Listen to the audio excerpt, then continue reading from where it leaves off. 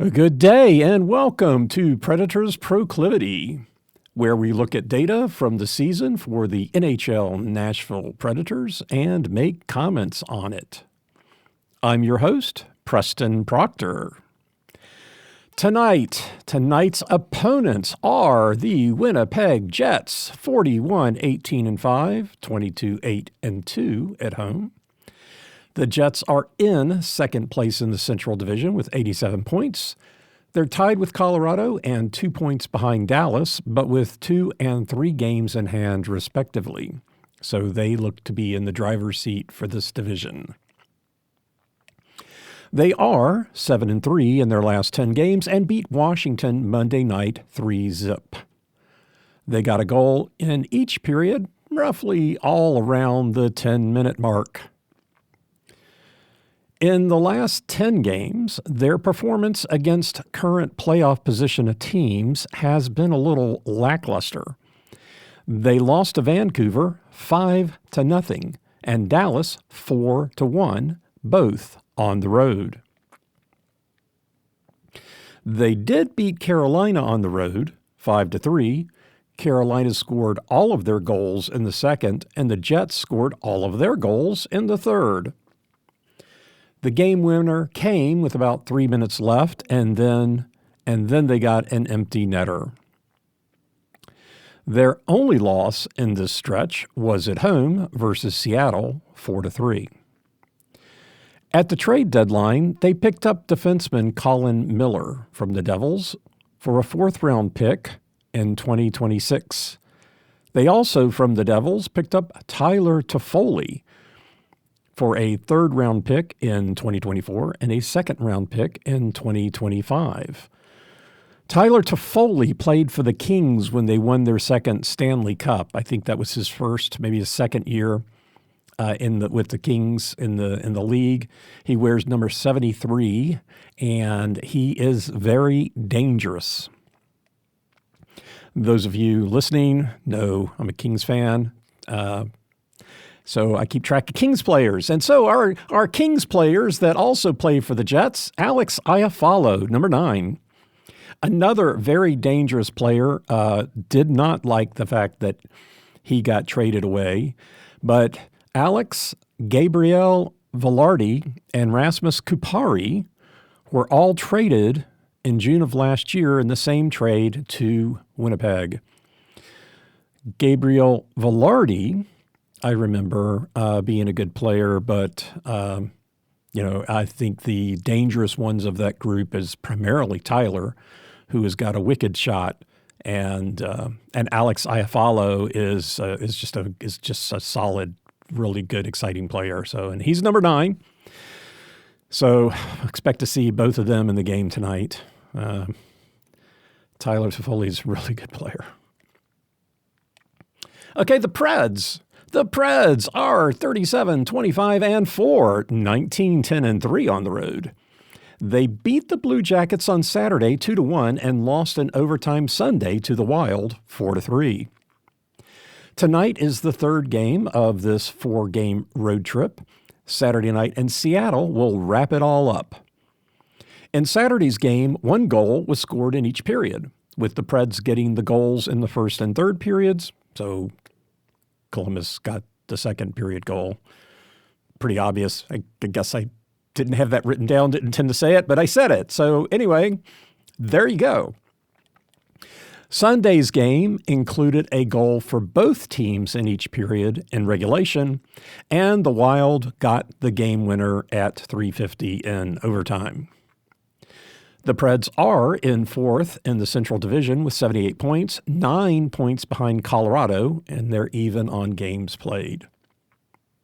They are still in the number 1 wild card spot, 1 point ahead of Vegas, who has a game in hand.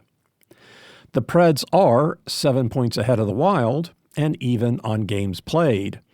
Calgary, Seattle, and St. Louis are still in the running to challenge for the wild card spots, and they seem to be swapping their places every couple of days. So Chicago and San Jose have been eliminated from playoff consideration, with Anaheim and Arizona on their way out. Anaheim is 28 points out with 17 games left. Those of you that have listened before knows that beats my calculation. More points out than games left. Arizona, 20 points out, 16 games left. So if I were writing the standings, they would both be listed as eliminated. Of course, they're not, because miracles happen. Otherwise, I wouldn't know how to explain it. In addition to the trades I mentioned Friday, the Preds picked up forward Wade Allison from the Flyers for Denis Gurianov. This was a trade of minor league players, so Wade is now with the Milwaukee Admirals. Forwards Jason Zucker, Arizona 6th-round pick in 2024, and Anthony Beauvillier, Chicago 5th-round draft pick, 2024. Teams and what we gave away for them have already seen action for the Preds. Defenseman Jeremy Hansel doesn't even have a picture on the website yet. It's just a jersey. So he hasn't played yet. And we got him from Colorado. We also got a 3rd-round pick next year for Trenton and the rights to defenseman Graham Sward. So those are the new players for both teams. Toffoli, I think, has made it in the game for the Wild, but I think he played against Washington the other night. There was no stats. He didn't look like he had a lot of playing time either. So he's a good player. He is a good player. I hate him being on the other side of the puck from me. There's no doubt. Tonight's matchup is the 3rd game of 4 with the Jets and the last in Winnipeg for the Preds, at least in the regular season. They are 1-1 against the Jets, losing the other game in Winnipeg 6-3. The Preds scored a goal in each period. Winnipeg got the first goal of the game, added 3 in the second and 2 in the third. Kyle Connor got the hat trick with an empty netter with 3:16 left, which was 28 seconds after the Preds got their 3rd goal. This game was the 2nd of their 4-game losing streak back in November for the Preds. The win against the Jets at home, 3-2, this was the 5th win of their 6-game winning streak, which started after that 4-game losing streak that included Winnipeg. The 6-3 win for the Jets was the last of 3 wins for them, who then lost to Dallas and went on a 5-game winning streak, which was ended in Nashville in that 3-2 win for the Preds. In that game, both Jets goals came in the third. The Preds 1 in the first, 2 in the second. Okay, so what are the Preds like on the road? What can we look for tonight? Okay, so the Preds are 19-10-3 on the road, and since January 1st, they are 10-3-2 away. On the road, they are pretty even on how they perform in each period. Again, period, win, loss, tie. In the first, they're 12-9-11. In the second, 13-13-6. In the third, 11-11-10, overtime 1-3-2, and in shootouts, they're 2-0-0. When they get the first goal, they are 15-3-1, 12-3-1 if the first goal comes in the first period. If it comes in the second period, they're 3-0-0. They got the first goal against Columbus, a win, and did not against Minnesota, an overtime loss.